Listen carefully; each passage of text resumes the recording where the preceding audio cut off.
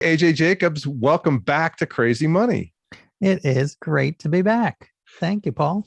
Um, so last we met, well, actually, the only time we've ever met, we've traded emails, but the only time we've ever met was in person in pre-COVID times in your flexible office space on the Upper West Side of Manhattan. Right. And this was what, in 2019, I think. Right. How have you been? How's life? Well, I no longer have that office space, I but was going to say, I bet you didn't go there for a while. Nope.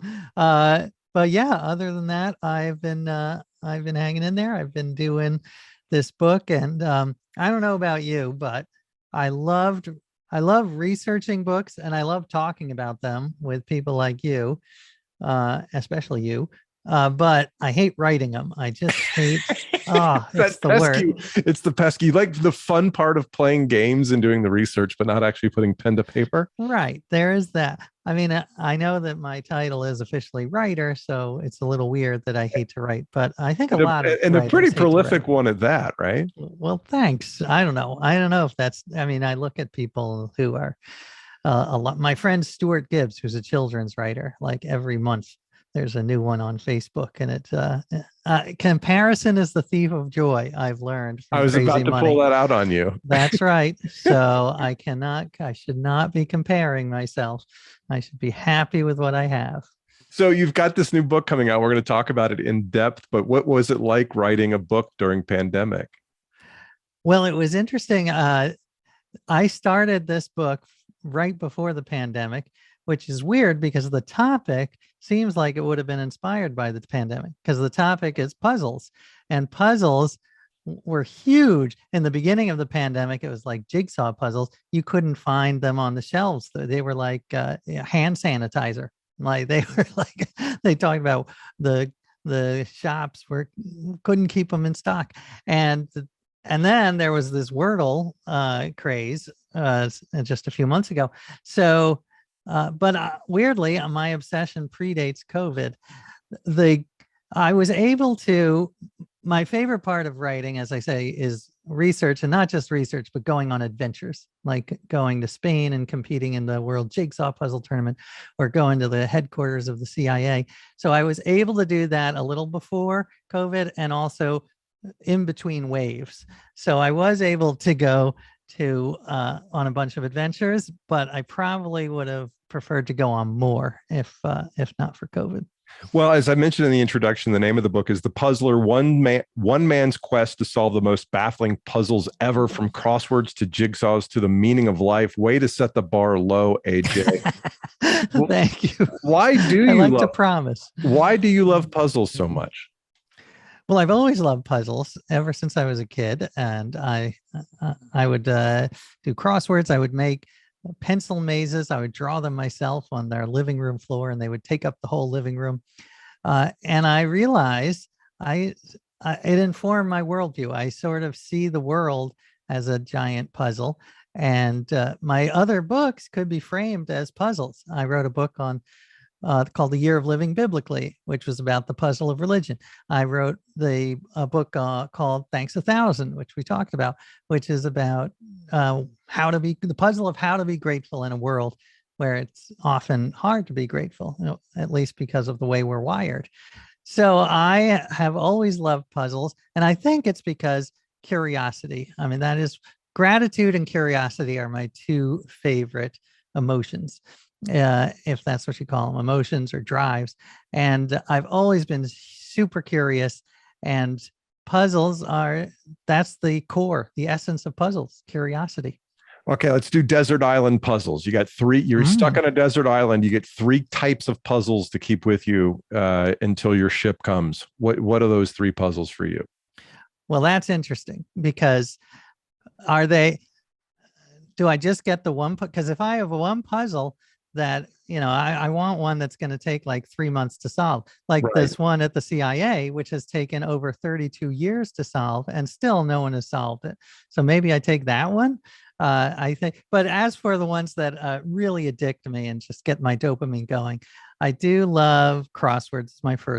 Is my first true crush, and I'm also aware I love lateral thinking puzzles. Those sort of weird ones, like a guy is lying dead in a field with a knapsack, unopened knapsack. What happened? Those I think are fun. And I like Wordle, but Spelling Bee is actually, I prefer Spelling Bee. I don't know if you've done that one. That's the New York Times weekly thing.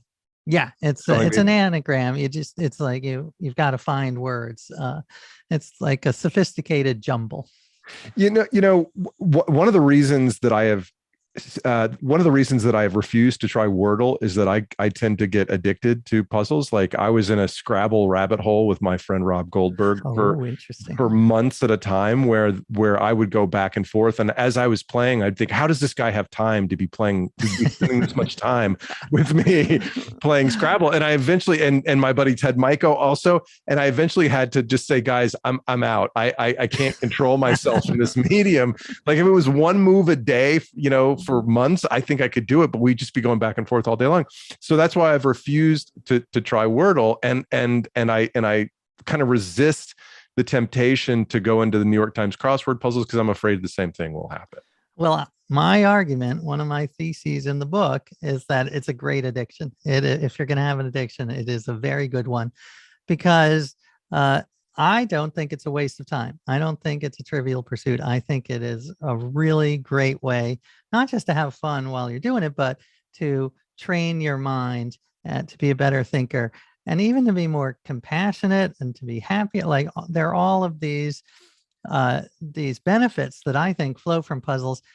Granted, there may be some rationalization going on because I've spent thousands of hours on puzzles, but I've talked to lots of scientists and psychologists, and there is evidence that this is good for you. This is not a waste of time. If your brain is a muscle, this has got to be going to the gym for your brain on a daily, multiple times a day basis, right?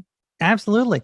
And I would even, to use the sort of the gym physical metaphor, I think it's also stretching.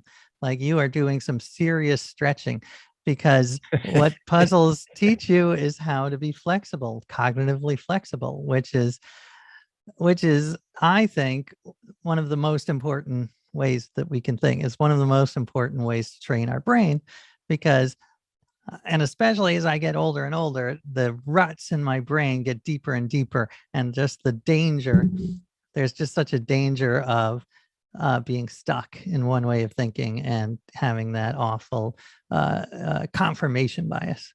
So let's talk about one way that might happen. How does a crossword force me to sorry, what were the words you just said, Mike? And we're going to edit this out. What did you just say? Cognitively flexible? Oh, yeah. Okay. Sorry. Make me sound smarter, Mike. Like, let's use an example. Like, show me an example of a way a crossword forces me to remain cognitively flexible. Oh, yeah. Well, as a good crossword puzzler has to think in probabilities, and you should always use pencil. There are some like macho crossword puzzle people who are like, I use pen, but I just think that's not being smart. That's just being idiotic, because a good crossword puzzle needs, you need to adjust your thinking. You need to have a hypothesis. And I'll give you one example. The clue was, the result of a bad trip. And the word began with F. And I think it was 9 letters or 10 letters. I can't remember, but I was freaking out. Is that one of them? Well, there you go. That's what I thought. I thought flashback was very similar, right? It's like an acid flashback, the result of a bad trip. And I had that in there. I didn't have it in pen, but I had it in very dark pencil. And yeah, it screwed me up for a good 20 minutes because it was not the right answer. The answer was face plant, like the other kind of trip. So right. But it could have also been lost luggage or something to relate to a different right. a vacation as a kind of trip. Yeah, exactly. It makes you realize there are multiple meanings to words, which is an important lesson. And it makes you realize that you cannot just focus on one. You have to think in what they call Bayesian thinking. Like, this is probably what it is, but I'm not going to be sure. And I'm going to be open to other ideas. And I just think that in life, that is the way to go through life. And you've talked about this on your show a lot, and I love that. You've got to go in with probable thinking, probability driven thinking, that I think this is going to make me happy. Let's try it. Let's experiment. Maybe if it does, great. If it doesn't, move on to the next hypothesis. You talked about cognitive flexibility, and it seems that for the past 10 years, or for whatever reason, a lot of people blame it on social media, but we have become more and more entrenched in our own ways of thinking, from a political or from a philosophical or from a moral point of view. And one of the interesting things that you pointed out, when somebody did a study and they put people of differing political philosophies together, and the only thing they came together on was solving a crossword puzzle. Is that right? Yeah, I love that. And that was Cass Sunstein, who's a great scholar. And maybe you've had him on the show, but yeah, he found that was one of the only activities that bound them. But even further, one strategy that I found effective is when I'm talking to someone from the other side of the political spectrum, instead of trying to see it as a war, like a war of words, and I'm gonna beat them down with my rhetoric, instead I try to picture it as a puzzle. So I'm talking to this person, and the puzzle is, why does he or she believe what they believe? What is the real crux of our disagreement? What do we really disagree about? Is there any evidence that they could present me or I could present them that would change their mind? This is the puzzler mindset, is what I call it. And and there are studies that show this is the way to change people's minds. You're not going to change people's minds by berating them. You're going to change it with curiosity and asking questions and seeing it almost as a non-zero sum game, and almost as a cooperative adventure.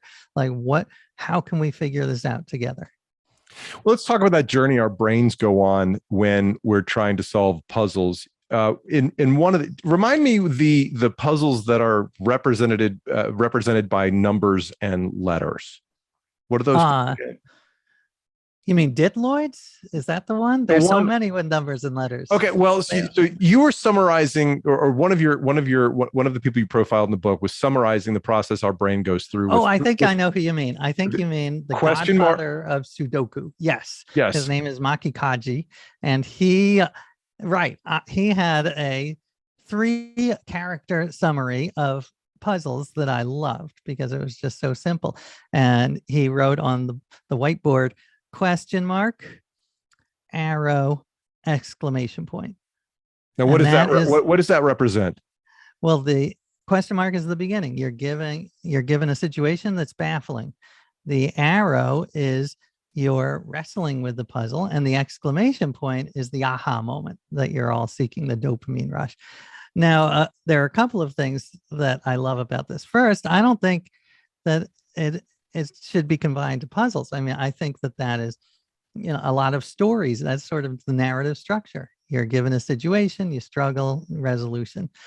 But I also love what he said, because he was very zen about it. He said, you've got to embrace the arrow, or else you're going to be miserable in life. You've got to embrace the fun of trying to solve the puzzle, of the journey. And you've talked about this many times in the show, that, you cannot be focused on the end point, because the end point might disappoint. So you've got to embrace the struggle. So that was a big lesson I tried to impart in the book. And I tried to present puzzles. At the end of the book, there is a puzzle that is literally impossible to solve in the time that we have in this universe. Like, it would take more than the several billion years that we have left. So with that one, you definitely have to embrace the journey. Now, there's sort of two conflicting thoughts here. And on one level, you say when you approach a puzzle, you have to start with the end in mind. On the other hand, you can't have a fixed mindset. You have to allow the puzzle to unfold the way it's going to unfold. In certain kinds of puzzles, there's one solution to a crossword puzzle. There's one solution to a jigsaw puzzle, right? Right. But all puzzles don't have that same kind of conclusion. Well, I love that you say that, because I think that I can encourage you to have more cognitive flexibility on this, because I'm not having the strategy of seeing the end point and then getting to it. That is one strategy. It's a great strategy, but it's just one strategy. And sometimes it doesn't work. It doesn't work for all types of situations. It doesn't work for all puzzles. So there are other types of strategies, and I'm sure you know them because they're not just for puzzles, they're for life. Break them down into small bits. Like that's a great strategy for what are called Fermi puzzles or Fermi problems. And maybe they even gave you one. Sorry, what does that mean? Fermi, what does that mean? Well, those are the puzzles. Maybe they even gave it to you when you did your Facebook interview, their job interview. They're like, how many plumbers are there in Chicago? How many piano tuners are there in New York? That kind of puzzle. And the way to solve those is you don't just make a wild guess. You break it down into as many small parts as you can. So you say, how many households are there in Chicago? How many of those households have pianos? How often does a piano need to be tuned? And then you figure out a number for each of these, and your answer is still going to be off, but it's going to be much, much closer than just a wild guess. And what they're really trying to figure out in those interviews, case interviews is what they call them in business school, when you go in an interview at McKinsey or whatever. My McKinsey interview lasted 5 minutes because they realized I didn't know how to do this. But they're trying to figure out how you think more than they're trying to figure out if you are going to get to the right answer. Right. And breaking down is an excellent way to think. But again, that's just one strategy, just like seeing the end point and working to the end. That's just one strategy. So I think that good thinkers have multiple tools in their toolkit, multiple strategies that they can use. So let's talk about some of the other ones that you brought up. Strategies for solving puzzles. First of all, start with the toe hold. What does that mean? Well, that one comes, Bill Clinton actually talked about this when he was in the crossword puzzle documentary called Wordplay, and he's a big crossword fan. And the hardest puzzle of the week is the Saturday puzzle in the New York Times. And often I'll have the same experience where you'll look at it for like 3 minutes and have nothing. You get nothing. And you just keep going. You have to keep going down and down and down the clues. And then finally, one will break and you'll be like, oh, Ben Hur. Okay, it's H-U-R. And then you can build out from there. So it's all about finding that toehold, getting that one purchase, and then building out from there. And he says it, and I agree. This is not just for crosswords. I think for any problem, I do it in writing.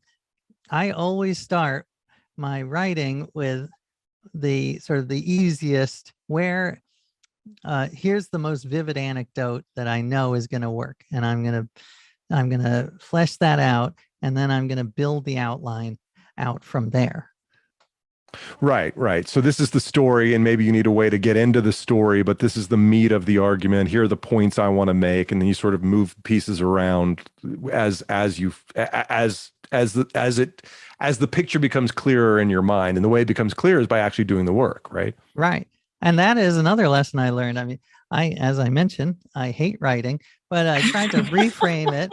I tried to reframe it as a puzzle, and It was much more pleasant. And I feel that, yeah, I just think that's a nice life lesson. If you try to reframe some of the more frustrating parts of life, even loading the dishwasher as a puzzle. You had mentioned AJ, so I was going to make. So I have this whole bit about loading the dishwasher, and it's when I see the dishwasher, it's a puzzle. It is absolutely it's a fixed environment. And I have a certain amount of dishes that represent chaos in the sink. And as you said in the book multiple times, the great thing about puzzles is that you're creating order out of chaos. Right. And with the dishwasher, that is the most perfect and daily reminder of our opportunity to create order out of chaos. And the way I do it is perfect, and the way my wife does it is just creating more chaos. and anyway, it's whatever I tell. From you. Whatever I tell. Hey, what's that? I want a lesson from you Well, I because don't I'm know. not It's sure. I'm sure that if as soon as I hold myself up as an expert, I will be reamed by the true experts in this field.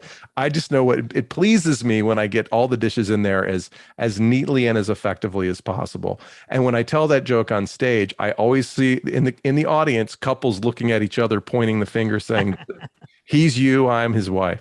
I So am your wife. Yes, I am your wife in that So, but does situation. that? You're talking about loading the dishwasher and order out of chaos. Sometimes, if I'm on a long call, I'll just open Tetris and start to play Tetris in the background, and I feel as if I'm getting something done because I'm creating neat lines out of these misshapen Mm. and random objects. What's going on in my head that soothes me? Well, that I think that is another benefit of puzzles. So that is sort of the meditative side of puzzles, and puzzles like Pet Tetris and jigsaw puzzles. I mean, a lot of people told me that jigsaw puzzles were just, they needed them. They were like, a soothing drug during the pandemic. And also, I heard an interview with Hugh Jackman, who this metaphor I hadn't heard. He likes them because every time he gets one in, he feels like he's popping a zit. It's the same feeling. So that's his metaphor, not mine. So don't blame me. But yeah, I think puzzles serve different purposes, and one of them is this wonderful, soothing, meditative feel. And I'm all for that. You need that sometimes. I'm bad at real meditating, but I find it relaxing to do puzzles. Now, you mentioned another one of your strategies earlier, which is embrace the eraser. You put it in the terms that say you use pencil, but the way you put it in the book is that you should embrace the eraser. Oh yeah. I mean, it's just what we were saying, that all knowledge we should have epistemic humility is one of my favorite pretentious phrases that you've probably used yourself. But it's great. You've got to be humble about what you know and be willing to switch. And that is the way of the eraser. So I try to do it in everything, not just in puzzles, but in my life. I'll say, what are the odds? I try not to say this is going to happen or not going to happen. Say, my wife might even ask me, when are you coming home? Well, there's a 70% chance I'll be home at 4 o'clock. And, she might roll her eyes, but I actually think it's a better way to live. It's a better way. You don't want to raise people's expectations or crush them. You've got to give them, we've all got to start thinking in probabilities. Now, third, no multitasking. This has got to be particularly difficult in the age of mobile technology and social media. Yeah. I mean, I once did a whole article or chapter in a book on multitasking and how it's a myth. And you're not really multitasking. Of course, you're switching your brain between one task and another, and there's a huge startup cost for every time you switch. And but I still multitask.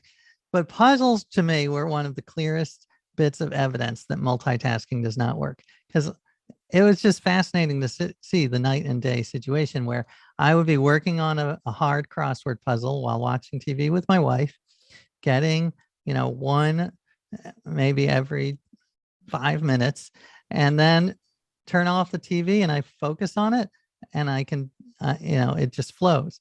So it's just such clear evidence that you need to multitask. But the other side of that, that you need to monotask, not multitask. And the other side of that is, though, that it's also a very good strategy to walk away. And so you want to focus, walk away when you hit a brick wall, and then you come back and you see it with fresh eyes for any problem, for any puzzle. And even Leonardo da Vinci talked about it when his paint, it's in his book on painting. He said, I got to walk away. So who knows how many times he walked away from the Mona Lisa, but I find that's definitely true in writing, and I find it. We did a lot of jigsaw puzzles at our house over pandemic, and I really do enjoy them. And I find it interesting. You can just stare at it for hours and get a few pieces, and then slowly your piece per hour minute goes down, and then you wake up in the morning and you walk and you look at it, and there's like, oh, here's 10 pieces you can just slot right in, and it's bizarre how quickly that happens. Why is that? Well, from what I understand, I'm not a brain scientist, but that they talk about how problems marinate in the back of your brain. You don't forget about them. When you walk away, there is some small part of your brain that's still working on it. and that's very helpful. And then I guess it's using different parts of the brain, so it's giving it a different perspective. And then when you come back, like, you have that aha moment, and it's great. I love that. But it takes some discipline to force yourself to walk away. It really does. Now, you mentioned the Saturday New York Times crossword puzzle a few minutes ago, and you are an avid player user. What is the term that we use? You're not a crossword player? What are you? Cruciverbalist is the official fancy term. Crossword filler outer. I don't know whatever it is. I do it. But you have a special attachment to the Saturday New York Times crossword puzzle. Will you share that anecdote, please? I would love to. It's the way I open the book, because I tried to inject, the book is a combination of several things. It's sort of a memoir of my love of puzzles, history of puzzles, the science of puzzles, ways to solve puzzles, and of course, puzzles themselves. It has hundreds of old and new puzzles, and a contest, which we can talk about, because that is actual real money, not crazy money. It's like $10,000 now. I start the book with an anecdote about how about 5 years ago, I got an email saying that I was the answer to a clue in the New York Times crossword puzzle. I hadn't done it that day, and I was overjoyed. Yeah. What was the clue? What specifically was the clue? It was author AJ Blank, or author of the Know-It-All, which was my okay, right, yeah. AJ Blank. And I thought this was the highlight of my life. The birth of my kids and my wedding, those were pretty good, but this is the holy grail. And then I got an email from my brother-in-law, who did congratulate me. He did say congrats, but he also pointed out that I appeared in the Saturday New York Times. And as I mentioned, that is the hardest puzzle of the week. And all of the clues, all of the answers are totally obscure. No one's supposed to know them. So his point, which was fairly dead on, was this is not a compliment. This is proof you're totally obscure. So so that was crushing. So it was an emotional roller coaster. But the happy ending is I told that anecdote on a podcast, and it happened that a crossword maker for the New York Times was listening, and he rescued me, and he put me in the Tuesday puzzle, which is not Monday, but it's still pretty good. and it's still, I don't belong there. Like, that is not a place for me. That's for Lady Gaga and Joe Biden. That's where they belong. What was the clue on Tuesday? Well, Tuesdays, it was actually a little complicated, because the whole theme of the Tuesday puzzle was about my story. So it was actually I was one across, AJ Jacobs, and then the theme clues were the quote where I said, I'm going to be a loser until I'm in a Monday or Tuesday puzzle, or something along those lines. So I actually was doing it at night when it came out at 10 o'clock at night. And I said to my son, who was sitting next to me, I said, I think someone's playing a joke on me. Like, someone has hacked my computer, because I couldn't believe that I would be the theme of a New York Times crossword puzzle. That is so weird. So it was really trippy, and I was so freaked out. I actually couldn't solve my own crossword puzzle. It took me like an hour, and it usually takes me, half that. Oh, wow. That's, I was intimidated listening. I listened to the book. I was intimidated listening to it. I was like, I got to go try the New York Times. I'm going to start with a Monday crossword puzzle, see how I do. Monday, yes, that's good. I mean, it takes a long time. I couldn't solve the Saturday for years. So it's like a language you have to learn. But I think it's great. As I say, it's a good addiction. Let's talk about how puzzles bring people together. I learned about lots of different puzzle associations from all over the world. Tell me about your trip to Spain. Oh, yeah. This was one of the highlights for me. Was there's chapters on all different types of puzzles. So I knew I had to do a jigsaw puzzle chapter, even though jigsaws have been traditionally my least favorite type of puzzle. I was snobby. I didn't think that they were, tricky enough. And I was totally wrong. I was disabused. There's some amazingly brilliant jigsaw puzzles. But when researching, I also ran across something called the World Jigsaw Puzzle Tournament. And I clicked on it, and it listed all of these countries that were going, 40 countries like Mexico, New Zealand, Uganda, Poland, no USA. And I said, well, what's going on? So on a whim, I fill out the application, figuring this is the first step in a long process. And I get an email the next day saying, congratulations, you're Team USA. And so I recruited my reluctant family, and we flew to Spain, totally unprepared, because these are people who spend hours a day for years, just like they are the LeBron Jameses of this. And we were, amateurs, and it was hilarious and delightful. And we totally embarrassed our country, coming in second to last. But Who came in last? Who came in last? It was one of the it was one of the Spanish teams. So yeah, we always have that. We're never last. But how old are your kids, and how did you convince them that this was worth their time? That's a good question. They were very flexible. They had some cognitive flexibility and agree. And they were, how flexible they were. When I asked them to join the team, they said yes, but we're not going to wear it like a uniform. and then I went and I made T-shirts for Team USA Jigsaw, and I made them wear it. So they were very nice to me. But it was an adventure. We knew that we were going to get trounced, but it is fast. To me, I just love seeing people who are so passionate about a topic, even if the topic is seemingly silly to others, and to see the level of skill. Because even something like jigsaws, you think, well, what really is the skill? There is tons of skill. You have to really almost have a meta strategy where you're bouncing between different strategies. So if you have something like an expanse of blue sky, you should switch to shapes. They arrange them in shapes. So they have a line of blue pieces with one knob and 3 holes, and then 2 knobs and 2 holes, and so on. And so it is fascinating to see whatever is the skill, you're going to find people who have sort of gamed it and found the best way to do it. Well, speaking of that, I want to move to our next game that you mentioned. Now, I'll introduce it by forcing you to share some insights into a pizza restaurant in Atlanta, Georgia. So on Peachtree Street in Midtown in Atlanta, Georgia, there's a pizzeria called Verrazano's.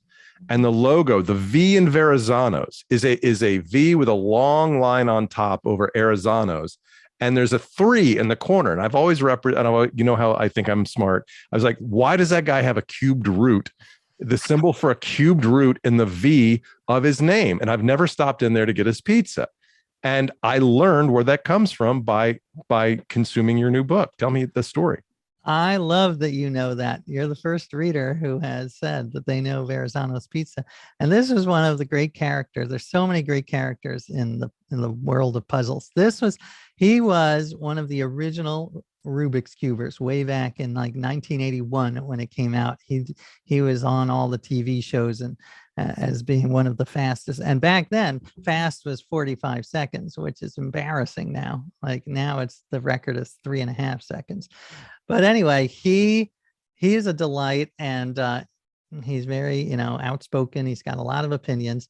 But one thing I loved talking to him about was that he sees the Rubik's Cube as a real metaphor for life. Like he believes that most things you can crack if you just go through the proper algorithm, if you just have the right way of doing it.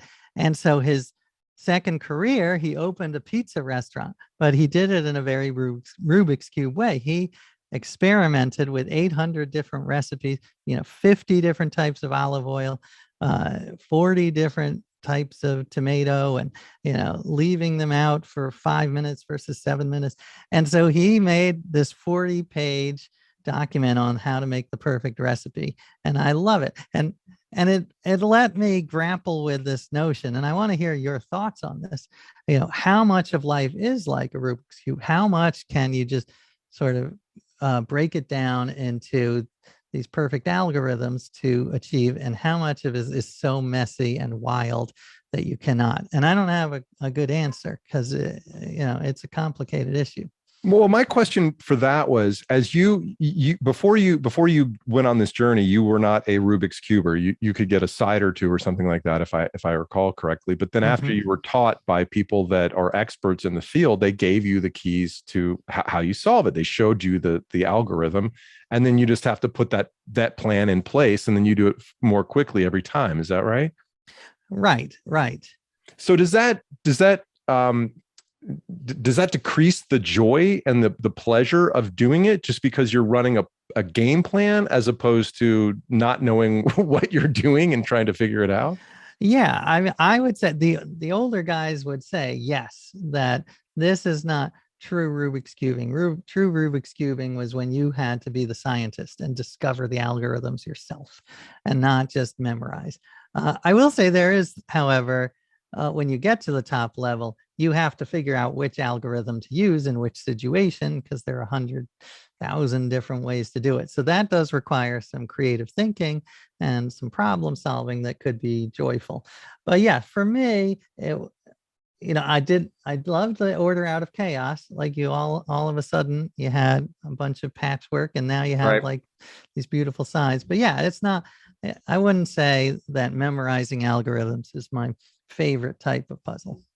I don't know. Your question to me is, does the um, is life just a set of algorithms that can be applied to every situation? I mean, maybe so. I mean, assuming this is all just, a big video game we're stuck inside of, a simulation, right? But I mean, the closest I can come is golf, right? Is like there's Mm, certain things you do that's the game I'm most obsessed with, right? And it has a physical element. It brings in the elements of wind and water and mud and air density or whatever. There's a certain number of things you can do that are within your control, and there's things you try to repeat over and over, but every circumstance is a little bit different, and you have to apply what you know to those circumstances and try to get the best. I mean, if your ball is lying on a decline as opposed to an incline, you approach the shot differently. mm. So Well, it's interesting. I talked to this guy who calls himself, what does he call himself? Something like Chief Tormentor, because he owns this jigsaw puzzle company that creates the most infuriating jigsaw puzzles. Like they'll have pieces from other puzzles in the box that don't even fit.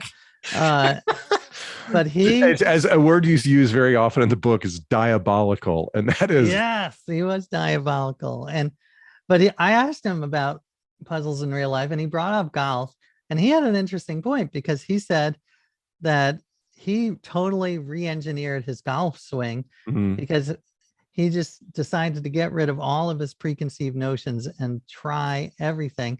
And he ended up doing this swing that looks totally weird and his friends make fun of him, but he claims he kicks their ass. And it's a swing where you have very short backswing, like maybe you go up to your knees and then you hit it from there. But I guess the trade-off is you have more control. yes.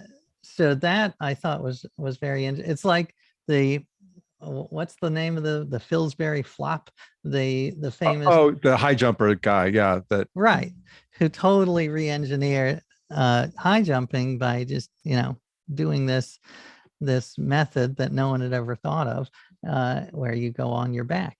uh, Well, I think Bryson DeChambeau is this pro golfer who plays a game based on physics more than he does on the love of the game, or maybe he does love the game, but he's very controversial because he's trying to break it down into hmm, launch angle and club head speed and everything, and it's to a lot of people he's taking a lot of the joy out of the game. And it's working very well in certain circumstances and not so well in other circumstances.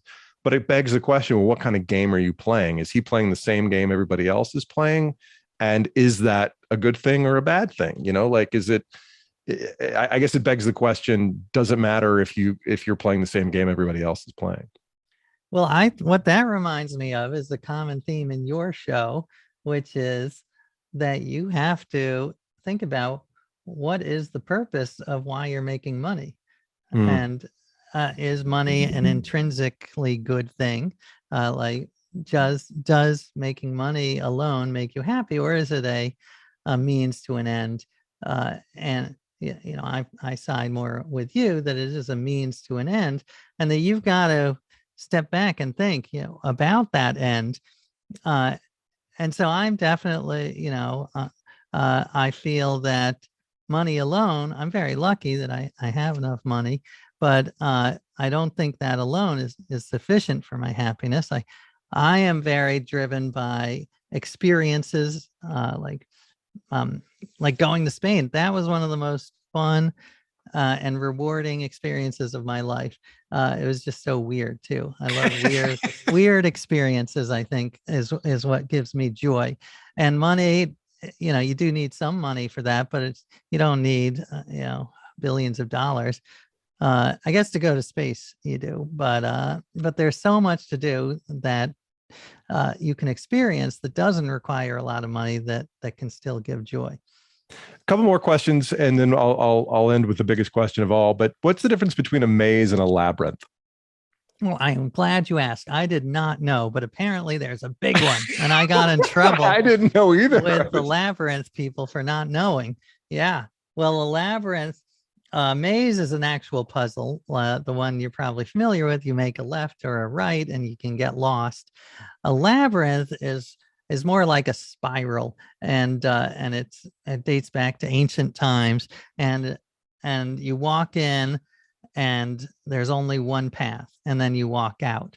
And it's interesting, in the past 20 years there's been a resurgence of labyrinth fans who see it as a way to meditate by walking, and it's very relaxing. I mean, they'll talk about it like it's like a transformative experience. It'll cure blindness. Literally, they some of them say it'll cure blind.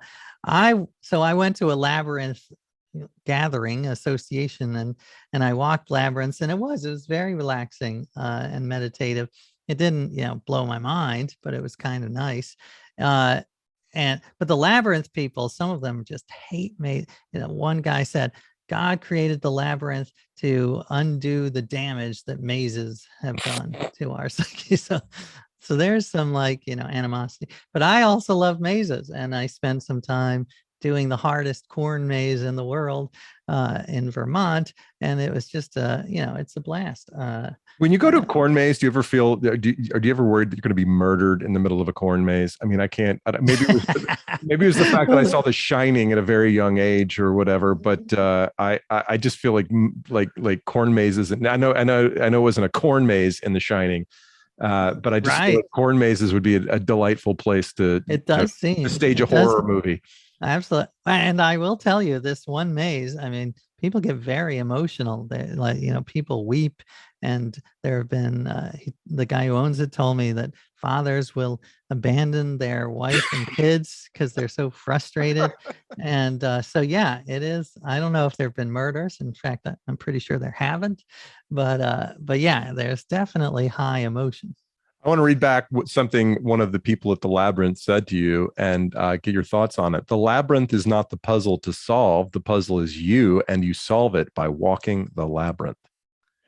Well, I do love that. I love the idea of the puzzle being you, the puzzle being life, the puzzle being yourself. But I don't think that the labyrinth is the only way to solve it. I think that all kinds of puzzles do just that. They train your mind to help you think in creative ways so that you can solve the puzzle of yourself, the puzzle of your life, the puzzle of money, etc. Well, the title of the book is The Puzzler, One Man's Quest to Solve the Most Baffling Puzzles Ever, from Crosswords to Jigsaws to the Meaning of Life. So here we are, AJ. What is the meaning of life? I thought when I wrote that subtitle, I was like, oh, I guess I am going to get asked that. And so, yeah, I think you're the first. But I would say, and this might sound pat, but I truly believe it, which is that, to me, as I said, curiosity is my favorite thing. So the search for the truth, search for knowledge and experiences is what gives my life meaning. So in a sense, the meaning of life is the search for the meaning of life, the going along and trying to discover whatever you can. And that is what gives me meaning. I can't say that it's the meaning of life for everyone, but that is certainly, for me, what resonates. In your last book, Thanks a Thousand, a search for your search for to sorry, in your last book, Thanks a Thousand, you went on a quest to thank everyone involved in the creation of your morning cup of coffee. And what you mentioned at the top of this conversation that book and this book have in common is that gratitude forces you to notice what goes into the everyday. Is that part of your mission, to try to get the reader to notice what's going on around them? Oh yeah, I love that you picked up on that. And there is a section on visual puzzles, which is the most, sort of literal type, where you have to notice, where's Waldo, where you have to really notice or even optical illusions, where you have to shift your excuse me, shift your perspective. But I said in the book, this idea of noticing is very important to me, and I did mention it in the previous book. And I said one experiment I did in my mind is like, what if I imagined that when I'm walking down the street, it is like a 2-page Where's Waldo spread in a Where's Waldo book, and like just notice all the little details. I'm looking now out my window at the little fake Greek columns that they have in this building, and I never noticed that. I've actually never noticed that until now, and I've been staring at it for like 4 years. So isn't that weird? By the way, last thing on Waldo, because I think this is very important. By the way, I just bought my kids a Waldo book based on, because I was like, I hadn't thought about Waldo forever, and I thought, you know what, my kids would love that. So I went. How old are they? 11 and 12. Yeah, that's good, Waldo. Well, this didn't make it into the book because I found out afterwards, but Waldo apparently is one of the most banned books according to the American Library Association. And I looked into it, and it's a little unclear why, but it seems that it's because in one Waldo, there was a beach scene, and this woman was lying face down, but she was topless, and you could see her side boob. And this apparently offended some of the people on the more conservative readers.